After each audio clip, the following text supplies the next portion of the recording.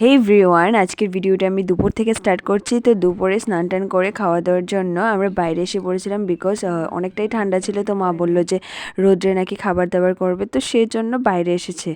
তো এখানে মা রান্না করেছিল শাক, মুলি ভাজি, ফুলকপি দিয়ে তরকারি, সাথে করেছিল এখানে একটা হাঁসের মাংসটা আগের দিনের ছিল। আর এখানে ছিল তো আমার মানে বেগুন দিয়ে আলু দিয়ে একটা শুটকি মাছের তরকারি। দুর্দান্ত হয়েছে তরকারিগুলো, দেখো।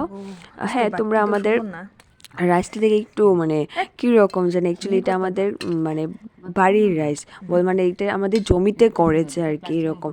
জানি না এটাকে কী চাল বা কী ধান বলে। আমি আমার ফ্যামিলি থেকে জেনে তোমাদের সাথে শেয়ার করব। তো ওই ভাতটা না আমার এত ভালো লাগে না, তো ঠিকঠাক ছিল।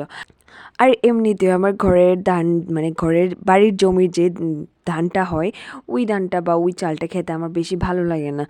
জানি না কেন, আমার মানে দোকান থেকে কিনা বা রেশন শোকের যে চালগুলো হয় ওইগুলি খেতে ভালো লাগে। এনিওয়ে, খাওয়া দাওয়া কমপ্লিট করে বাবা এখানে বড়ি এনেছিল। তো এই বড়িগুলো আমি লবণ মরিচ দিয়ে ঝাল ঝাল করে খাবো। এখন দুপুর হয়েছে, এই দেখো অনেকটাই রৌদ্র এসেছে বাইরে। আমি বাড়ি গিয়ে দেখছি যে মা এখানে বসে কী যেন করছে। আমি জিজ্ঞেস করছি, তুমি এখানে বসে কী করছো? মা বলছে যে এই যে আমি পান খাচ্ছি। তারপর খাওয়া দাওয়া করে আমরা একটু ঘুমিয়ে নিলাম। আর বিকেল হতে আমি দাদুকে এখানে দিয়েছিলাম চালতার আচার, আর বলেছিলাম দাদু খেয়ে দেখো কেমন হয়েছে। আর দাদু বললো যে ভালো হয়েছে, তোমার রিয়াকশন দেখলে বুঝতে পারবে। এই যে আমি জিজ্ঞেস করছি যে কেমন হয়েছে।